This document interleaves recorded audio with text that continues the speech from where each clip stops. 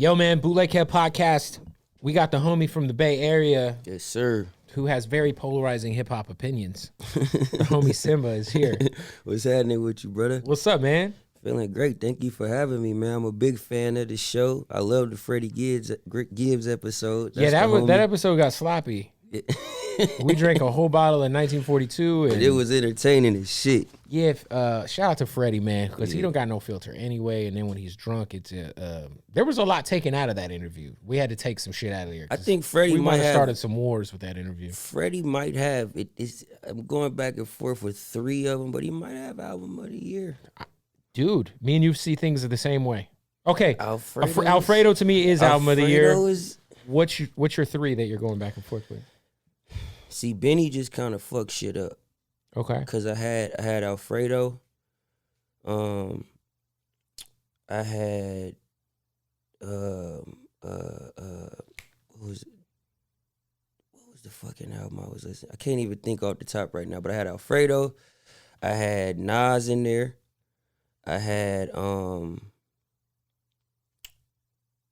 Big Sean in there. And there was one more that I can't think right now off the top of my head, but I had those 3 for sure. But Benny album is like, it's dope. I did a list earlier in the year before a lot of like Big Sean and Nas dropped, and I had Alfredo as one, and then somewhere in there was like Pray for Paris from West Side Gun. Yeah. I think Run the Jewels 4 is dope. Run the Jewels was definitely dope. But since then, I mean, Lil Baby, My Turn is not an album that I necessarily, but you got to give him his respect. That was mine.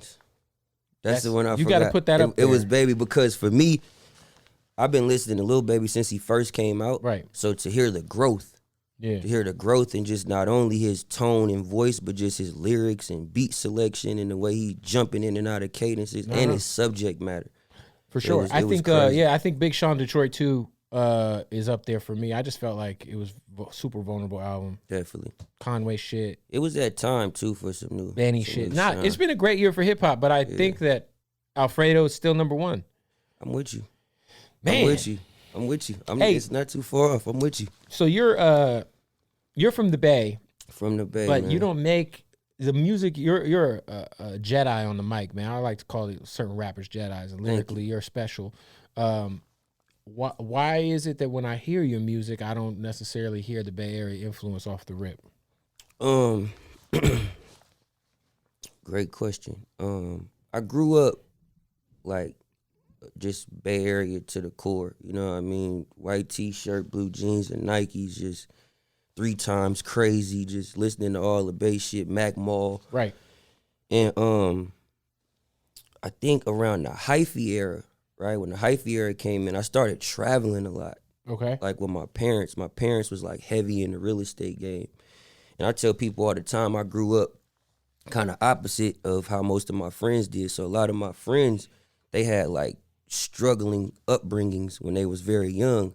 I didn't, right? My parents kind of had I met shit your parents going on. too. Yeah, you met moms in Vegas. So they had shit going on. The Cardinals won that game, by the way. I told his dad. Anyway, continue. Yeah, but they already had things going on.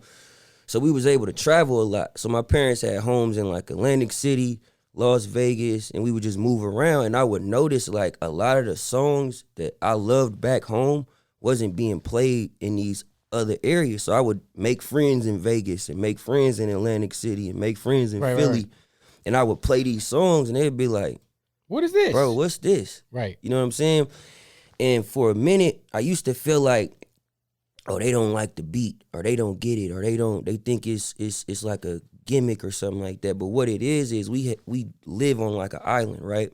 So our culture is very just like independent and it's us to the core. So a lot of people don't really know about pimp culture. Right. You know what I mean? A lot of people don't really know about bipping and, you know what I mean, certain things we do in the Bay.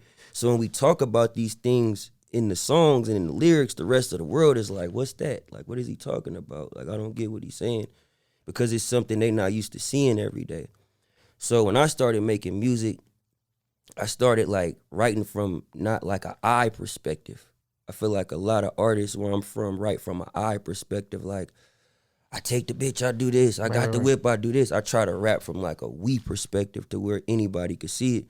So it's like, I say lines to where the Bay get it. It's like, you think you gonna get the panties if you make a paddock freeze? I could take a bitch to Applebee's, she won't be mad at me.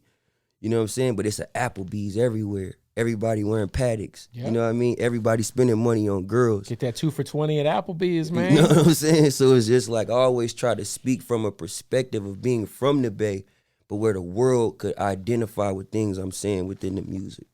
Yeah, I think that the Bay is like, we were just talking a little bit about this, but I think the Bay is its own, it's very, there's the only place that I can kind of like on a very much smaller scale is I moved to Tampa, and I went to when I did radio in Tampa for a few years, and when I went to the club there, I heard some shit called juke music, and it's only in Tampa will that shit get played. Nowhere else.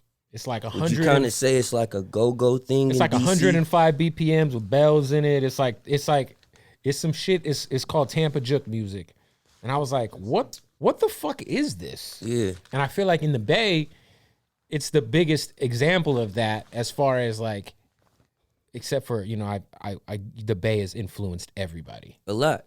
I mean, no, like I feel like the Bay does not get their just due, and I say this all the time. I think the Bay has so much influence on hip hop. Facts. And they don't get their not credit. Just hip hop, shit. Fashion. Technology. Of course. Fashion. Of course. You know what I mean? Like, it's a lot more weed. But I feel like it's just an island, and it's like, okay, like, you could go to the Bay and there'll be like records that go up that aren't even necessarily Bay records. Yeah. That are just so big. Big in the Bay. That you'll be like, yo, this song was like, this was a big record? Mm-hmm. Like, what? And you won't even really know like that. Yeah. Like, you won't even really know the song like that unless you come to the Bay and you see the effect of it. So when you driving through the Bay, you hearing it on the radio, you seeing people in the car play it. You a big DJ, so I'm sure you've had a lot of DJ gigs up there where you spinning in the clubs and you hearing the people coming to you telling you to play records that you might not even have. Like, what the hell is this? You know that happened to me one time, and then I had to be like, okay, I had to hit a homie and be like, yo, I just need the folder of like the odd records that I should just have on deck for if I'm ever and it was like just gotta have crazy shit. Like Trunk Boys, Cupcake, No Feeling, bro, like all shit that you just would never expect. Like, I want to say like Baby Boy like just some like random shit that like you're like, yo, I didn't know this song was a thing. Like I knew about the song, but I didn't know anywhere else gave a fuck about it. But nah, I do think that it's like, you know, obviously with the rich history of the Bay, it's dope that there is, you know, for what you do, there is a dope side of the Bay. There's, you know, back in the 90s, there was Hyro and Souls of Mischief and all that. But I think that like a lot of people associate Mozzie with the Bay. He's from Sacramento. Facts. Shout out to the fella too. That's my dog, man. Shout out Mozzie. Shout out to Sacramento too. But I feel like you're in a dope position where you can make music that everybody in hip hop respects, and you also happen to be from the Bay. Facts. As opposed to like, that's the goal. Because I think a lot of times with Bay Area artists, we associate them with being from the Bay first. Yeah. And unfortunately, there's some sort of preconceived stigma that comes with that you might have already made up your mind about that artist, even though you know that's not fair. That's not okay. But I mean, it is what it is. It's life. You know what I mean? Like, we look at things and we judge it sometimes. Like 24 Karat Golden's got the #1 song in the country, and I had no idea he was from the Bay until recently. You wouldn't know he was from the Bay, but it's like he's doing a different type of thing. You know what I mean? Most people, like you said, you know they're from the Bay because you could hear it in the music. You could hear it in the sound. You could hear it in how they represent themselves. Certain things they may post on Instagram or where they may be. But there's another level we could take things to. That's a G-Eazy level, a Kehlani level, and now a 24K level, to where we could take things to another level to where the world could identify with us and rock with us, and we could speak for the Bay and be a platform for other artists in the Bay that want to take it to that same level. Yeah. Talk about your situation. So I met you probably like 2 years ago. Yeah. You came up to the studio with your boy, who I forget your boy's name. PJ. He's a comedian. Yeah. PJ. Oh, Lou. Me and Lou. Shout out my brother Lou is built. And you freestyled. I think Nico. Yeah, shout out to Nico Blitz. Nico Blitz is who put me onto your shit. He's from the Bay. Yes, he Shout is. out Nico Blitz. That's my boy. And guess what? He's actually the most cringiest part of the Bay. Just go on Nico's page and, you know, whether it's this fool is thizzing and doing all kinds of shit, like just No, he's a real unnecessary. pedestrian. He'll throw yee on anything he can, just unnecessary. Yee, like, yo, fam. Like, what that is, why the yee there, Nico Blitz? But that's how we is in the Bay. Like, we passionate about, it's really a culture. I feel like we got everything a culture has except the flag. Right? Like, we got our own type of food. We got our own language. You know what I mean? The way we move, the way we dress, just everything. That's our language. We stand on the yees and the yada means. And, Right. You know what I mean? So help me understand, because, like, you came up and freestyled, and that was about 2 years ago. Yeah. I didn't know. You had just told me that you were like around during the beginning of the Young California. Yeah. So we can get into it. So Kind of give me all that, your background, like your journey. So basically, bro, I always been like doing music. I was playing ball and doing music. After high school, I realized I didn't want to go to college. Right? It was just like something I didn't want to do. I'm not someone fit for a school setting. So I was like, I'm gonna do music full time. And I gained like popularity in my community very fast in like the Pittsburgh, Antioch area. Mm-hmm. So you ever heard of Young Kurt? Yeah. I was like the label that pushed Young Kurt. Okay. So it was me, it was Kurt, it was Young D, it was a bunch of us. And I was kind of more so playing the executive role, and Kurt was the artist. So I had stopped rapping. I'm being his hype man at certain shows, doing certain meetings and everything like that, to where I was just in executive mode. So we kind of had a falling out, and I went back to doing music. That's when I met A-Man, Nick Nack, and everything, and we had came together. I'll never forget this day. We was at PF Chang's in Emeryville. It was me, A-Man, Charisma, Starting Six, Young Murph, Bobby Brackens, and I Am Soup, right? Wow. P-Lo, too.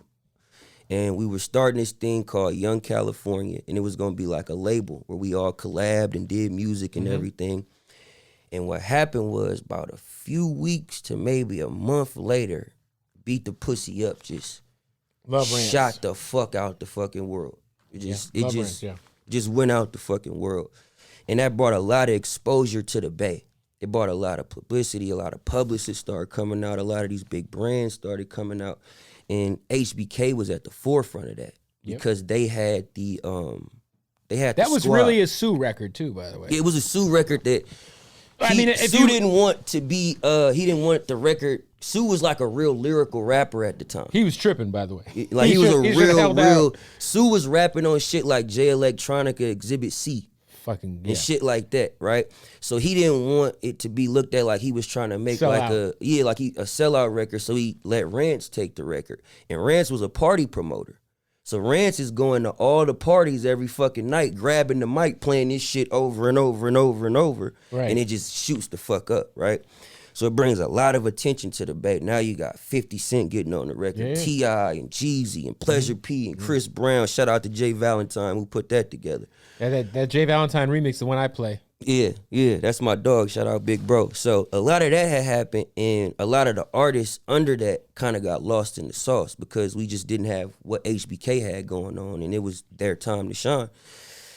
So HBK took off, and I kind of started noticing like they was getting bigger than the Bay, right? And then you started seeing like G come out, G-Eazy comes, and then he's taking everybody on tour. You know what I mean? He's bringing Sue. He's bringing J. Ant.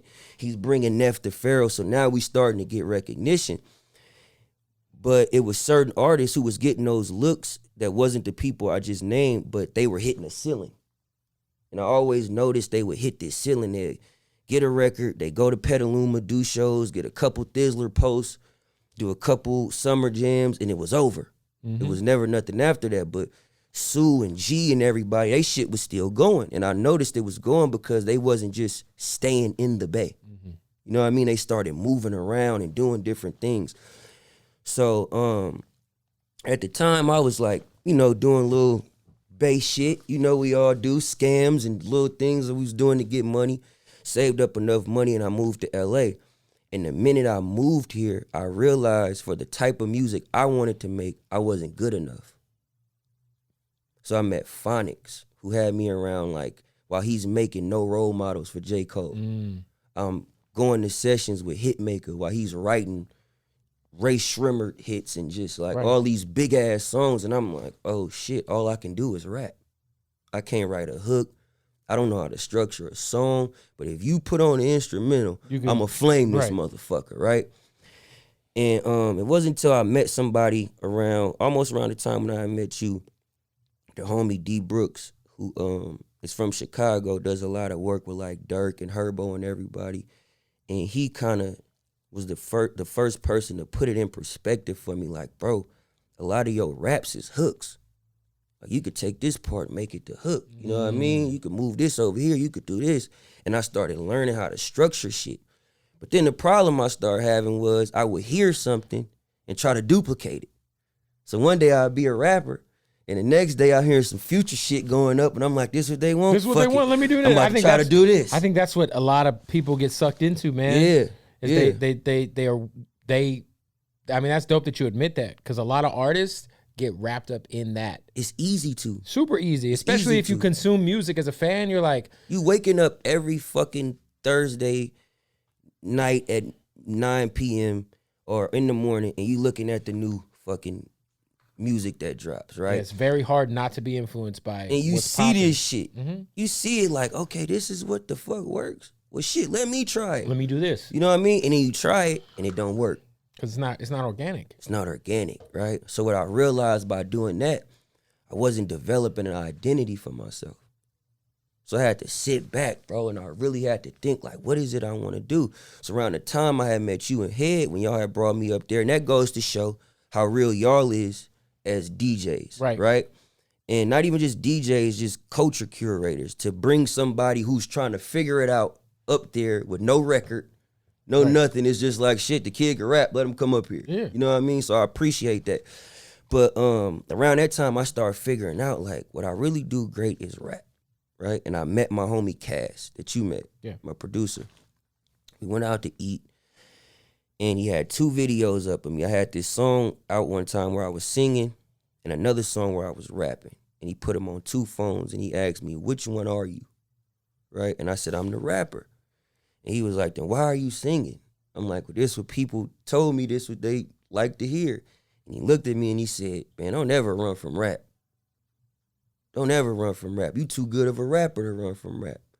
And ever since that day, running from rap to me started meaning, this is the first time I ever said this publicly, is don't run from responsibilities and principles, right? I had a responsibility as a rapper, you know what I mean? To be dope and to be great at that. That's the gift I was given. But I'm running away from it to try to chase what other people's things is. So I'm basing my values and my expectations based off what other people was getting rather than just living in my own truth of what I am. Yeah. And the minute I started doing that, bro, it was like shit started clicking. I started realizing, like, okay, I don't want to be somebody in the streets. Let me make a song about that. You know what I mean? I don't want to be selling drugs and scamming my whole life. Let me make a song about that. And that's how I started developing a consistent message and an identity of what I'm standing on as far as growth and as a man of doing something different than what we all are supposed to do as black men growing up in impoverished communities. Wow, man. Yeah, no, I think that, like what you just said, man, a lot of artists can relate to if they're seeing this. It's like, you don't, like, not everyone's path is the same. Facts. And, like, you can't, like, you know, if you look at who is the best, right? Who's been around for 10 years, 15 years. Like, if you think of Kendrick, Cole, obviously Drake can do everything. He's an alien. Mm-hmm. But, like, those guys are, like, superior MCs. Like, you look at them as rappers. Facts. Right? Facts. First. And then, like you said, like, I think a lot of artists, they might put some shit out, and if it doesn't set the world on fire, they start to question themselves. And then they think, oh, well, nah, it's because I'm not doing what's popping. And it's like. And it's very hard to fall in that trap because you got to think. I know for me personally, it was hard for me to develop a team. Yeah. So this is the first time in my life, first time in my rapping career, where I've had a consistent team that know what the fuck they're doing. Right. Every time else it's been like me and my friends. And that shit is frustrating. Shit out, You know what I'm saying? When you in the studio with your homies and you just wrote the shit, just wrote your life on a whole song, and you get in the car and they put on just like Future. Yeah. You know what I'm saying? Or Money Man. And it's just like, damn, bro, you don't fuck what I just did. Yeah, and it's like you ain't got no malice towards Money Man then, but it started making you think like, okay, should I be doing this? You know what I mean? Because this what my people like, so should I be making it to confuse you? Yeah.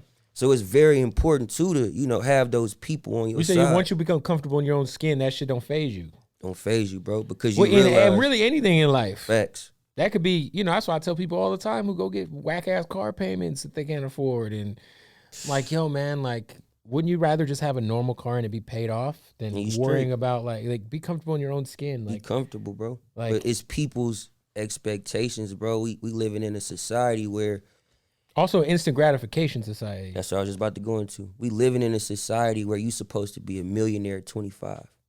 Or look like it. Or look like it, right? So every girl, like, you broke if you can't take them to Roof Chris every night. Right. You ain't doing it if you can't buy the bitch Chanel every night, when in all actuality, this ain't real life. Motherfuckers is on Instagram every day with 400,000 up their arm.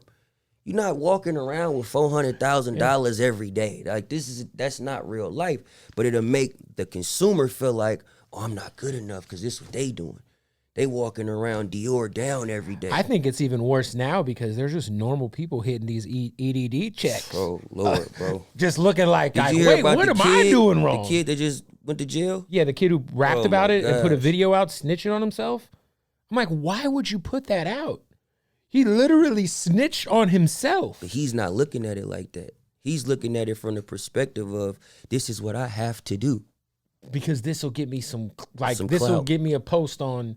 Yeah, no, that's what's crazy. It's like, bro, like, you're snitching on yourself. Telling on yourself, bro. Yeah, I be seeing a lot of these scamming rappers, like that kid from Detroit, TJ, whatever his name is. I be like, bro, you be snitching on, like, God bless, nothing has happened to him, but like, I don't know who that is. It's this kid from Detroit. His whole thing is scamming, and I'm like, yo, man, like, you're putting a spotlight on yourself. Why? Yeah. Like, if you're actively still doing it, like, chill out, bro. But yeah, I think that's wild. So you your current situation with that, how did you end up getting on Dallas's radar? So when I met Cass, I had once I had Don't Run From Rap just in my mind, I went back to the drawing board of living like a up and coming rapper, right? So I always been able to take care of myself and pay my bills and shit like that, but I had to go back to the actual art of sitting at the computer and writing a verse, right? Listening to Rakim, studying cadences, studying schemes, studying 4-bar elements, you know, studying voice inflection, just playing with different things, studying character when Hov hit the, now you know you got to, hit him back like that. You got him back like that, you right? You know what I mean? Like when niggas is playing with their tones and playing with they voices, I had to go back and relearn that. Right. I had to relearn the art. So I'm watching the Art of 16 Bars documentaries every day. So I'm just writing. And I met Cass in September. So from September to March, me and Cass would be in the studio every day. And I would write a verse. He'd tell me, that ain't it. I write another one, that ain't it. You should say it like this. That ain't it. And it got to a point where I'm like, man, this motherfucker hating. You know what I'm saying? Like, he want me to sound like how he think it should sound. But he was, even though some of the shit I was writing was dope, he was making me a supreme version of myself to show me, like, you can go deeper, you can go further with this. So around March, I started making these songs. I made a song called Trapped. I made a song called Black Jesus and a song called Loco. And I heard the Black Jesus record. It's crazy. Yeah. So Black Jesus, I tell you a crazy story about that'll go into Dallas. That record's not out, right? No, it's not out. So I made these songs in like 3 days. Okay. Right? So Cass gets a text from Dallas, because they're cool, just from, industry shit, knowing each other and everything. He gets a text from Dallas like, yo, I'm having a Oxcore party tonight at Warner. If you know some artists, tell them to come through and play some music, right? So we go up there, and the first thing I notice is like everybody's on the same shit, right? They jumping on the table, they dancing, they pulling the money out, they showing the watch, doing all this. So I'm just in the back of the room and I'm just observing, just not saying nothing. You know what I mean? So Dallas looks at me, he's like, ain't you that kid that be freestyling on Instagram? I'm like, yeah. He like, you ain't got no music? I'm like, yeah. So I grabbed the aux cord. I played Black Jesus. Daryl Jones stops the song. He's like, what the fuck is this? Shout out to Daryl Jones. He stops the song. He's like, what the fuck is this? Play this again. I play it again. Dallas pulls me outside. He's like, what's your name? I'm like, Symba. We talking for a minute. Next day I wake up. Cass texts me. Dallas want to meet at the office. Right? So it was crazy because everything we've been doing for those 8 months before I met Dallas was preparation for this meeting. For that meeting, yeah. You know what I mean? So I had records ready to go. He asked me to freestyle. I was ready to go on this spot. I knew how to talk in a label. I knew how to speak. I knew when to shut up. You know what I mean? So it was preparation. So I played Dallas about 5 records. He was like, what you gotta do Thursday? No, he was like, what you gotta do Tuesday?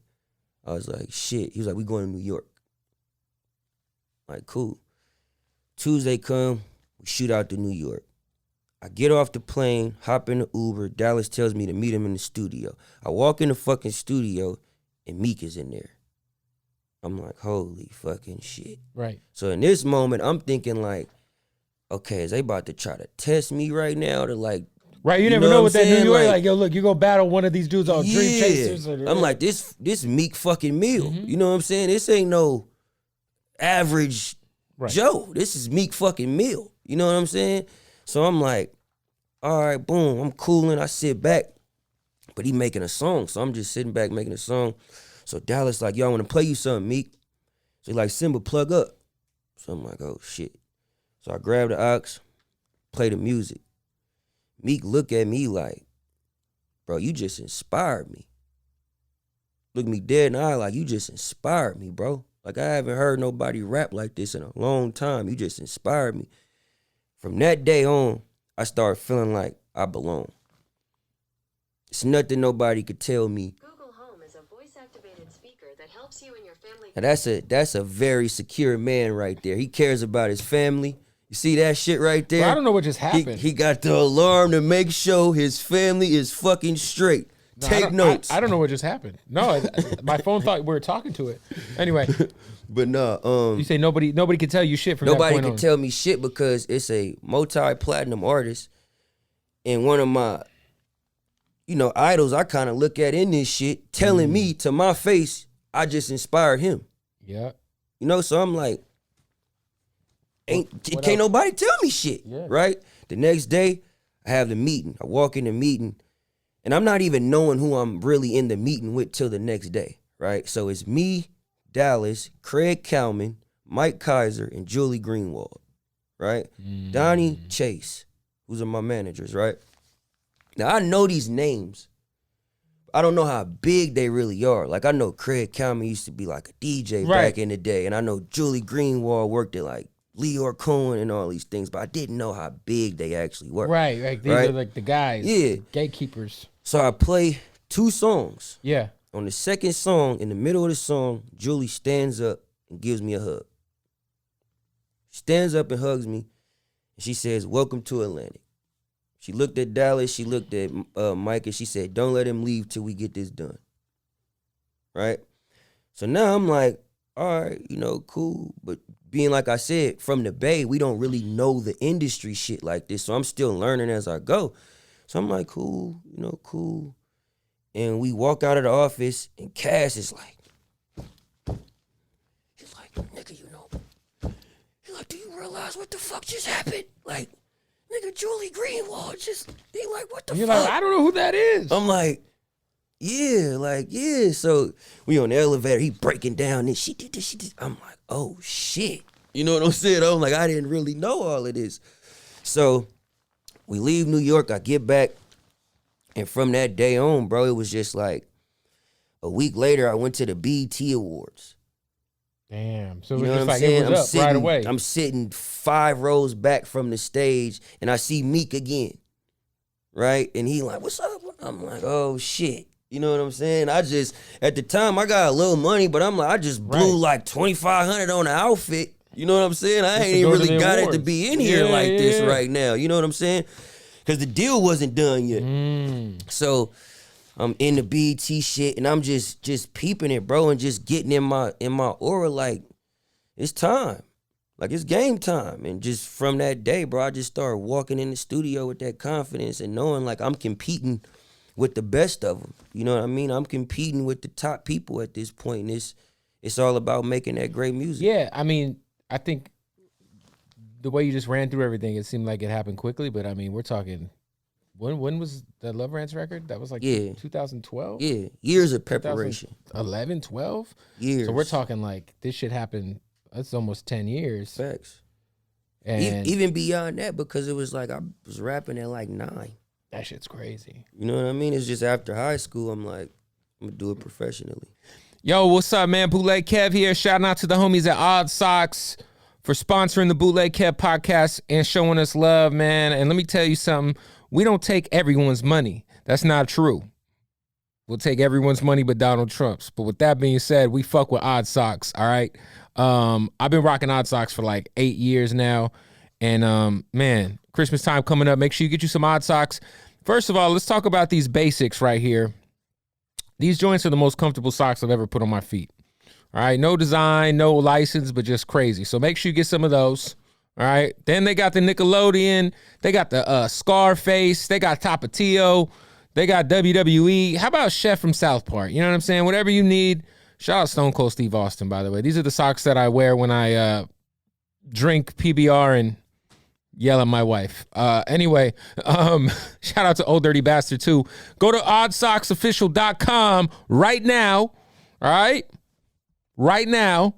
Go to oddsocksofficial.com, use the keyword bootleg Kev, and you will receive 20% off at checkout. Go do that.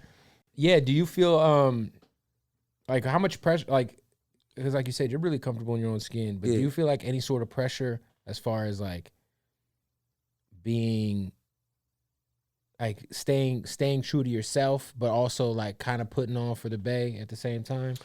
I don't feel pressure because I feel like sometimes pressure comes from like not having an overall plan of what you want to do. And I think with, you know, being from the Bay and sounding different, my overall plan is to bring something different to the Bay. Right? So I'm not saying I don't listen to S.O.B. Slimmy B go the fuck crazy. Right. You know what I mean? I fuck with Slimmy. I'm saying now we have a lyrical side of that. Yeah. So now you have a second option. You can do the Slimmies. Right. You could do the Neff the Pharaohs. You could do the 40s because we all do different things. But now we have a Symba. You know what I mean? So if you want lyrical content and you want some, you know, more mainstream sounding things, we got this over here. So it's not really to, you know, have pressure. It's just more so for me to be able to help people from the Bay who's trying to do the same thing. I'm trying to be that platform for them to be able to come out and do the same thing. Now, we had gotten into it over, you put a best Bay Area rapper of all time list together. Yes, sir. Right? Best 25. Best 25. In my opinion. Okay, so who did you have as your like top 5? Okay, I had I had Too Short, E40, Mac Dre. Who did I have in there? It was I think I had. I want to say you had somebody that was like pretty high who I never even had heard of. I can't even remember. I don't got the list off the top. I want to say it was Sibo. Shout out to Sibo. I think I had Sibo in there. Let me see if it's still. Is it still on your page? Nah, I took it down. It was getting too hectic. I bet it was. Yeah, it was getting too hectic. But yeah, it was a top 5 list, and you know, Kev had hit me up because my man G. Yeah, you didn't have G. G wasn't on the list. Now I understand G-Eazy is like, you know, not the G-Eazy's a pop star. I get that. Yeah. But I think G's a rapper first, and I feel like he's done so much to try to push the Bay Area forward, even as a. So we got into it because I was like, wait, G, how's G not on this list? In my opinion, right, how I looked at the list is based off just Bay Area rap, right? The people in the Bay Area that just rap, right? So G is, like you just said, a pop star. So G is able to have the me, myself, and I's, right? So you're looking at it through like the lens of like the Bay Area island. Yes. Okay. I'm looking at the people that has to do New Parish and you know, the consistent circuit in the Bay. Andre Nicotina was who I had for. The Nicotina, he's a Bay Area legend, right? Of course, yeah. But you never gonna hear Nicotina make a pop record that he's rapping on. He's just gonna stick to his core. You know what I mean? 40 makes big records. You know what I mean? 40 and Short is they out of here. That's bigger than the Bay. Sure, yeah. You know what I mean? Yeah, 40. So we can't even talk about that. But just from the perspective of people that was in the Bay and all they had was rap, is what I was basing it off of. So to me, G is bigger than rap. G is somebody that helps lift rap in the Bay. So for me to put him on that list, to me, was kind of disrespectful, because I would put G up there with the Drakes and the, you know, the pop stars. He's bigger than that. So that's how I was going off of it. Who do you like, being your, like, the artist that you are? Who did you like? You said earlier that you got Drake as like number one GOAT. Yeah. But like who like growing up, like who was your like go to? I mean, shit, you're obviously a hip hop head. You know, you say you got the Gibbs album number one for the year, which I agree with. But like, what was like the kind of shit that you kind of grew up listening to that like kind of formed your lyrical shit? Nah, definitely. Because it wasn't Slimmy B. I'm kidding. Nah, but shout out to Slimmy though, because you know that's why I say don't run from rap, because that's rap too. Yeah, for sure. You know what I mean? We all rapping, but number one would have to be Hove. Yep. I feel like just even the way I grew up, as far as in a family that was rooted in business, and him coming in the game speaking on ownership and just being a business minded person, I always kind of related to that. Number two. And I'm not saying these are my top five. These are the people I listened to the most growing up. Number two would have to be Tupac. Okay. My auntie was like a big Tupac fan. She thought she was gonna marry this motherfucker. You know what I'm saying? She loved Tupac. And she used to force Tupac on me as a kid. Like when I was like 3, she used to like make me like learn, like try to learn the lyrics and things like that. So Tupac was one. Number 3 would be Biggie, because I'm a big fan on like cadences. Oh, he had the best. So when Biggie would hit when the Remy's in the system, ain't no telling when I fuck him, when I diss him, that's what they be yelling. I was infatuated with how the fuck he fit words in that. You know what I mean? And he kept it fly and player. So Biggie was one. 4 would be DMX. I love DMX. DMX made a lot of songs that mean a lot to me. Dark and Hell is High and fucking Flesh of My Flesh were like, man. Everything, bro. Yeah. It was like everything. And as a kid, you didn't really go through those things yet, bro, but you felt the emotions. I went to the Hard Knock Live tour and left. Like, Jay-Z did one song and we left. Because Jay closed that tour out. And this was volume 2, Hove. And I was just like, I came here for DMX. Yeah. I was 12. I was like, let's get the fuck out of here. Yeah. Like, let's beat the line. Like, we came here for X. Yeah.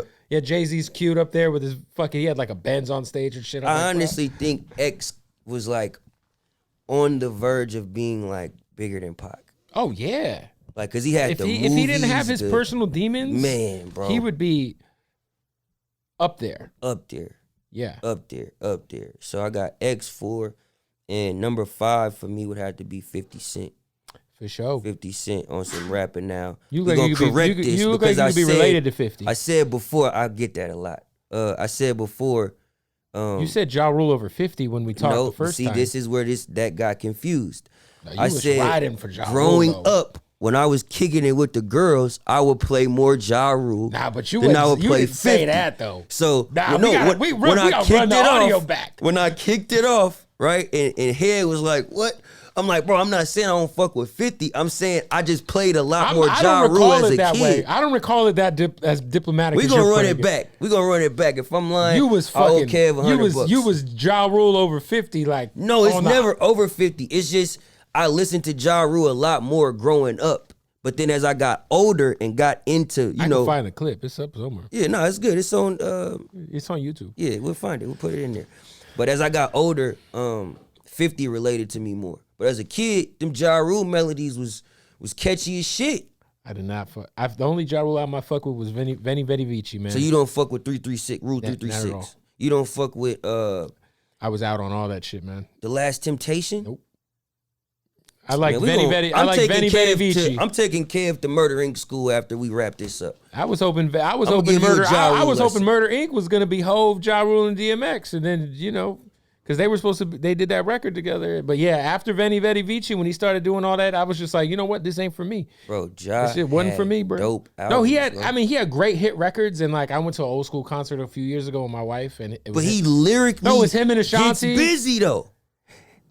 Like you niggas is pussy, punani, vagina, your monologue is getting tired, so it's time to ride. So Listen. take off that silly chain, put back on I'm your alright. watch. I'm on good. fire, I'm good. highly dipped in octane, let East Coast bang, let no. West Coast bang. I respect Ja Rule's career, but I'm straight. Veni Veni Vici was my shit. Shout out to Giant 50, man. I know you know And they hey, have issues, but like I'm a fan I of went both. to a show and it was him and Ashanti at Microsoft Theater, and I was like, damn, this motherfucker has some joints for sure, Hits, bro. Yeah, big hits. But, But 50, I'm like, but at the same time, I'm like, I wasn't fucking with it. Like I also like outside of country grammar, I felt the same way about Nelly. oh no, we're not about to do this. No, because I We're not about to fucking do this. loved We're country not about to do grammar, this. We're not about to do but this. Nellyville and all that shit was You just- didn't like Nellyville? I'm good, man. I liked I'm Number One. But like as a kid, once you start, You didn't like Sweat and Suit? hell no. Now I'll You draw didn't the like My line Place there. with Jaheim? Fuck no. I don't think anybody liked that song What? besides you. Listen, What?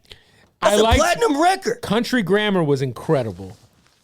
Fire. So the second album wasn't dope. It wasn't for me. With Dilemma? Pimp Juice. With Hot in song, Here? Not for me. Come on, Kev. What are we talking about? I'm just saying for me as a kid, I was like, man, it's kind of the same way now. Like we can have a conversation about Drake and I can respect it. We're not gonna do this. I'm not going to disrespect Drake. You're not gonna do Drake. No. I think Drake is one of the greatest of all time. Okay. But I can also say that for the most part, as a grown-ass man, I am not in my car riding around listening to Drake. And as a fucking 12-year-old, 13-year-old kid, 14-year-old kid, I was not bumping the new Nelly in my Discman.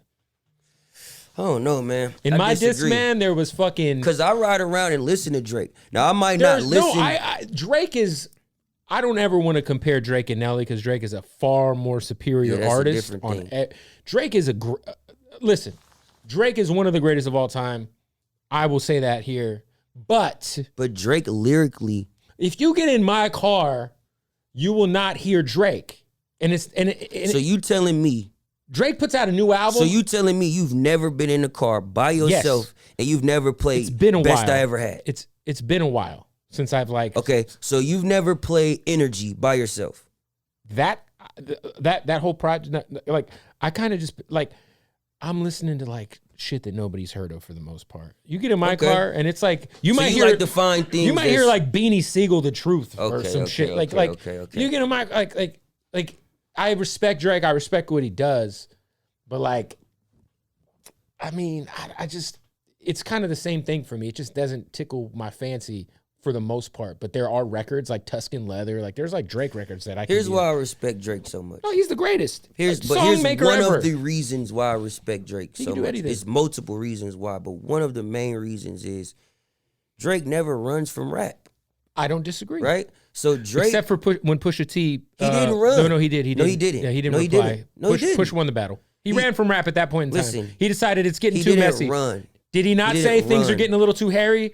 Push kind of because pulled he's some. saying this can affect business. Okay, but did he run from rap then? Effectively, He didn't ran run from from rap. But he didn't reply, and he said this could affect business. So this is me making a business decision to not rap. He didn't run from rap. He did. He didn't run from Okay, rap. that's the only black eye besides the ghostwriting He shit. didn't run That is from a big- rap. He stood on business. With that being said, Pusha T won the battle. Fine, right? Here's And he one won. of the... He did run from rap though. You didn't gotta run admit from he rap. did. He might He have didn't run from jogged. rap. It No, might have been a he speed stood walk. on business. He sped walk away from rap. He stood on business and went another way. But he didn't run he from rap. sped walk away from rap. He didn't run from rap. Okay, it was. Here's why I love It was Drake, a right? light jog. It Here's was a why I light love jog. Drake. Here's why I love Drake. Drake will give you... He pranced from rap. Drake will give you God's Plan Yep. and give you On Murder. Listen, He will give you a hit record and give you 4 a.m. in Calabasas. I don't disagree. So he understands a lot of people found me rapping right? And I can do the big songs, but I'm still gonna give them rap. Listen, Most people wouldn't do that, bro. Drake is an all-time great. Lyrically, he can rap circles around 99% of all rappers. He's incredible. Yes. I give him all that all day. But at the same time, like, I don't know if Drake makes music for me. That's fair. You know what I'm saying for you. But I can That's grab fair. so, you know, if I dig through his album, I'll find some shit that I fuck with. Yeah. And I really like the Laugh Not Cry Later record. I really like that record. I really love this last album he just put out with the Lucy's, the old songs. Yeah, well, yeah, that shit was Like, that's the Drake I like. Yeah, 'Cause I'm like- like, yo, I remember when this shit was on SoundCloud. Yeah, like even No, that for sure. shit was I think dope. Drake is incredible. Like I said, it's just in general, like if Drake and fucking Conway put an album out on the same day, like I'm gonna go to the Conway album first. Okay. Because I'm gonna hear the Drake album. I'm on the radio. Yeah. So like the Drake, I have to listen to the Drake album. Like Yeah. I have to, like it's part of my job. He's the biggest artist in the fucking world. Yeah. But that's why I wasn't riding around listening to Nelly. Just as a kid, if you went into my CD book, you would not see Nellyville in there. See, here's what's crazy. It might right? be burnt. It I was a would- burned CD if it was in there. You're disrespectful. I definitely was. You're Definitely, disrespectful. definitely was a burnt CD. How the fuck did you burn a Diamond album? The only album of Nelly's I bought was Country Grammar. Okay, I thought you said you burnt Country Grammar. No. I bought Country Grammar the same day I bought 3-6 Mafia. When the Okay, smoke that's clears. fair. That's fair. I was in San Diego at the Country outside Grammar mall. went Diamond. I was gonna say, how did you burn? No, Country Grammar's incredible. Okay. We on the same page. Country Grammar's fucking incredible. But here's what's crazy: what you just said. If Conway and Drake was to drop an album on the same day, I would do the same thing, right? But I would listen to it for different reasons. See, I would listen to Conway first to get me in my zone, Right. to be able to listen, right? To open my ears up. Right. So when I get to the Drake thing, I'm already prepared for what's about No, to come. listen. I appreciate Drake's music. I think "Take Care" is the closest thing he has to a classic. I think that I'm still waiting for him to. Wait a minute. I don't think he has a classic, like undeniable classic. Yeah. I think "Take Care" is probably the closest. Yeah. The closest thing he has. Yeah, because it's to not a classic? consensus classic. It's a classic to me. So Like Take Care is not a classic. I think it might be to me, Okay. but I think it's a classic. it's not a consensus. Like Doggy Style. No one would tell you Doggy Style isn't a classic. Can I ask you a question? Take Care. People will be like, nah, that wasn't like there are like I'm talking. We know the albums. Get Rich or Die Trying is in the rafters. Can I right? ask you a question? What? By Do the you way, have to only rap to make a classic album? Eminem doesn't have a consensus classic. He doesn't. I agree. Which one, buddy? Eminem show? I agree. Come on, man. I agree. But can I ask you this? Are we talking fucking Marshall Mathers LP is a consensus hip hop classic? I don't know. Not at all, sir. I don't know. Not at all. No. There was some bullshit on that album. I don't know. I'm with Kev on this one. But Eminem is one of the and by the way, he's got 3 really good albums that are close No, to he has classics. great albums. Slim I don't Shady think he has LP, a- Marshall Mathers LP, and Eminem Show. There's arguments to be made that those 3 albums are classics, but they're not consensus classics. Eminem doesn't have an album better than Get Rich or Die Trying. Period. I agree. Eminem doesn't have an album better than Doggy Style or Illmatic. Like the consensus classics are the ones where there's just no. Drake, I think, has 2 classic-ish. I think he has Take 3. Care.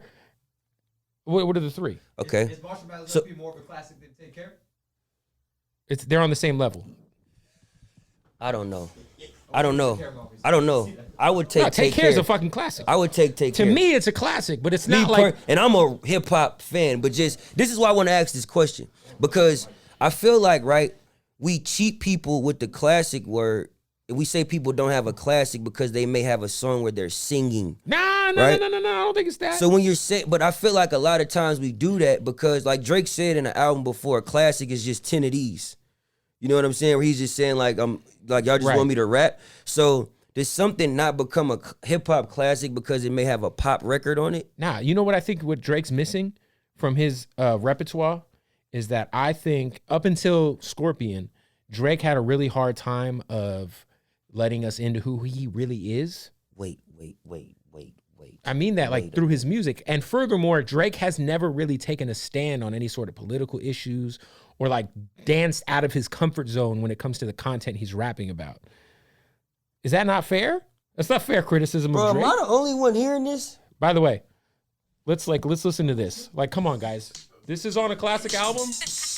Drug Ballad. Come on, this song sucks dick. Bro, did you hear what he just said? So this is on a classic album. This shitty ass Eminem song is on Marshall Mathers' album. Yeah, that's I don't know this song about that. sucks dick. But hold on. Did you hear what you just said? What did I say? You just said Drake never opened up until Scorpion. I mean, like, about his like, he's talking about Bro, bitches he's been telling us about his life, He's his whole talking about career. bitches he fucked. He's talking about being heartbroken. But I'm talking been about talking about his mom and his dad's relationship. Bro, listen, I know his girlfriend name from high school. No idea. I know the girlfriend's exit. She stayed off I have of. no idea what Drake's political leanings are. I don't know how he feels about social issues. I don't know. Well, maybe that's okay. That's different. That's different. I have no idea who. Like, I don't know his opinion on a lot of things outside of he likes fat bitches with girls with fat asses that used to work at Hooters. You know what I'm saying? No. Drake also is the kind of guy. I would suspect Drake also subscribes to a lot of OnlyFans accounts for sure. Listen, Drake opens up about a lot of things. Does he not? A lot of things. How many OnlyFans account subscriptions do you think he got? That's not my business. I think Drake's in the DMs on OnlyFans. Like, yo, what's up, girl? This is Drake. No, for real, it is. I just wanted to support you. I think Drake has 3 classes. Give you this $14.99. What are the 3? I think Take Care. Yeah. If you're reading this too late. You know what? I can't. I know a lot of people say that, but yeah, he didn't write. Nothing was the same. Nothing was the same as the 2 for me. It's nothing. I think Nothing was the same as his best album personally. Me too. But I think Take Care is the one. It's like there's those not 2. one song you could skip on Take Care. I don't disagree. There's not I think one it's song. a great album. You can't skip one song on Take. We could skip. I think that the only. I think in the last, recently, let's say the last 10 years, 2012. So let's say the last 8 years. I think that the only. I'm not saying that there's not other classics because I do think Freddie Gibbs and Madlib got a classic, but these are classics that like. Well, Kendrick has 3 classics. No, listen. I was gonna say. The only consensus, non-deniable classic album that's come out is Good Kid, Mad City. Because To Pimp a Butterfly is a very controversial album. It's very polarizing. That's classic. I don't disagree with you. I think Kendrick dropped 3 classics in a row. I mean through the lens of like, nobody is going to say that Good Kid, Mad City is up there with Good Richard Die Trying. Yeah. To Pimp a Butterfly is one of the most polarizing albums ever. Facts. I think it's a classic. Facts. I actually think it's probably Kendrick's best album, in my opinion. I think Damn. No, that's his worst album. In my opinion. Out of the 3. But Because it's in my a classic. opinion- But Damn is a classic. In my opinion, he kind of meshed both. No, I agree. But Damn is a classic. Yeah. So for me, just as But an artist, out of those 3, I go, either Good Kid, Mad City or To Pimp a Butterfly. you can go the way they came out. Right? But I think the only album in the last 8 years that we look at and we're like, that is a classic. Nobody can say shit. Is that album. Now, I have opinions on other projects that I think are classics. Okay. But I just mean, like, there's just those albums that you're like, Would you say My Twisted Dark Fantasy? Of course. That was 2010. That was 2010. That, to me, is the best that album was ever. 11. No, that was 2010. 10? 2010. Okay, Kanye is my favorite artist. What about Watch the Throne? No. You don't think that's a classic? Not a classic. I think it's a good album. There's some good shit on there. Murder to Excellence, I get it. Can't argue that. I think Yeezus is a classic. I think Yeezus changed Sonics in hip hop. I agree. I think Astro World is a classic. But guess what? agree. I'm talking about just nobody could say shit about Good Kid, Mad City. Yeah. No, I agree. I'm saying Damn is my favorite because to me, maybe Forest Hills Drive, maybe, and I don't. you maybe could do Forest Hills. You could do maybe, Forest but Hills. it's not on the same level as Good Kid, Mad City. See, with Good Kid, like, it's so dope because it was like not only his first introduction, but it was just so classic, right? But for me as an artist, the psyche of an artist, it's hard to continue to do that, right? So for him to come with something that's polarizing as To Pimp a Butterfly, and then mesh To Pimp a Butterfly and Good Kid, Mad City into a Damn. Yeah, and That's Damn a had, hard thing to do commercially as an artist. had his biggest records. Yeah, like that's a Yeah, no, hard there's thing plenty, to do. and I don't want to say that there's not other classic albums in that 8-year span. I think My Crazy Life by YG is a classic, but I think that's a classic. that I don't know if motherfuckers. No, I definitely think My Crazy Life is a classic. I agree, but I don't think people like if you talk to motherfuckers in New York, they might be like, nah, that shit was just all right. I mean, like, yo, this is a Hall of Fame album. Nobody's gonna say shit when you put that up there on the mantle. No one will say shit if My Beautiful Dark Twisted Fantasy is on the mantle. or Reasonable Doubt or Good Kid, Mad City. Get Rich or Die Trying. Yeah, so I mean, look, Eminem's an all-time great, and I personally don't think he's got a consensus classic. I agree. He has great albums, but as far as just a classic from top to bottom, in my opinion, I don't know. Yeah. I don't know. But Shout out to Eminem, though. I think Eminem Show is my favorite Eminem album. Eminem Show is my favorite Eminem album, definitely. I even like the Encore album as well, though. Encore had some shit on it that was like, it had some really bad shit, like some of the worst shit I ever heard, but it had some shit that I love. It had some dope shit on it. He had some like that he just had some shit. I was in a really toxic relationship. Yeah. And he had some shit. I was like, yeah. Yeah. I was like, this shit talking to me. All right, so this is gonna come out after your 2 Chainz single comes out. Yes, sir. I know you have a lot of records you're sitting on. Yes. What's next for you? Obviously, we got the Chainz project, the videos out, or the Chainz single rather. Is this leading into a project, an EP? Yeah. Or? Don't run from rap. Don't run from responsibilities and principles. The name of the album is Don't Run From Rap. No, he jogged from rap. He didn't run. Drake didn't run from rap. He ran from Pusha T. You're right. He ran from Pusha T. He stood on business. He didn't run from rap. He ran from Pusha T. Shout out to Pusha T too, because that's the big homie, man. Pusha T, one of the greatest of all time. Facts. But shout out to Drake because he didn't run from rap. He stood on business. But like I was saying, the project is called Don't Run From Rap. It's coming very soon, very, very soon, before the end of the year. I'm very excited about it. I haven't dropped a project since 2015. Wow. Yeah, so I've been like doing a lot of You've been training, you've been in the gym. Yeah. So this is like the first thing I've dropped in 5 years, and I'm hella excited about it, bro. Can we get a EP with you and Cash? Oh, we're gonna do an album. Okay. Yeah, we're gonna do an album. It's already in the works. I know I've heard a lot of records with you two together that are fucking nuts. Yeah, like we already doing that. Shout out my brother Jason Cash, straight out of Carson. Delamo's best. You feel me? Shout out my boy. But the project is coming. Got 2 Chainz on there. Moneybag Yo is on there. I got a record with this girl named Giannis. Okay. Who's on Atlantic as well. It's actually one of my favorite records on the project. But really, man, my overall plan, bro, is kind of what we was talking about before, is to, bring a new platform from the Bay. I look at my music as like a stepping stone to be able to do bigger things. And, the content world is crazy right now. Mm-hmm. It's crazy. So I talk to a lot of my friends just about, movie ideas we had. We work on a lot of scripts. Me and one of my good friends, we got a script we was talking about called Dad Friends. You know what I mean? Just about some, I don't even want to say it, but it's some dope shit. Yeah, don't give out the idea. Someone will take it. But another one of my friends, we got another movie we working on called Sugar. Another one of my friends, we was working on a small docu-series about a San Francisco cop who started beef in San Francisco. You know what I mean? So it's a lot of these stories from the Bay Area. The Hook and did that actually happen? Actually happened. A big time beef in San Francisco. So there was a cop who started a rap beef? No, not a rap beef. Some street beef. Like on purpose? Just to some deep shit. Ooh. Some deep shit. It's some real deep shit. You got stories like the Hook Mitchell story. You know what I mean? A lot of people don't know the PayPal Mafia was started in fucking the Bay Hey, I feel like the Bay, everything was started in the Bay. Yeah, like you know what I mean? And then everyone just steals it. A lot of these stories don't get told. So being in a era where content is king, where TV shows and YouTube shows and all these things, I want to be someone to highlight these stories. Hey man, that's the wave, man. Have your eggs in all baskets. You said that your parents came from a real estate background. Yeah. Do you dibble and dabble in the real estate game at all? It's tricky. My mom always gets me into it. I just got my first crib out here in LA. So you overpaid. No, I actually got a good deal in I don't want to say where I live, but it's a cool area. Everything's fucking expensive out here. Man, if you dig, bro, you just gotta be on the outskirts of the valley. No, I know. That's where I'm looking. I'm looking at like Tahunga and all kinds of like little spots. I'm like, damn. When you right in the center of everything, it gets pricey. But yeah, my mom is like heavy, like on me about real estate all the time. But I'm just somebody that's so caught up in my dream. I feel like I can't really.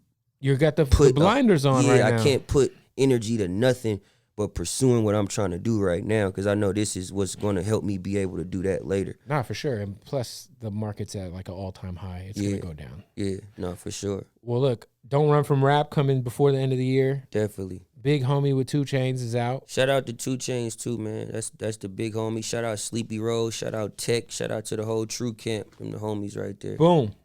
Symba. Make sure you follow him at The Real Symba on Instagram. Perfect.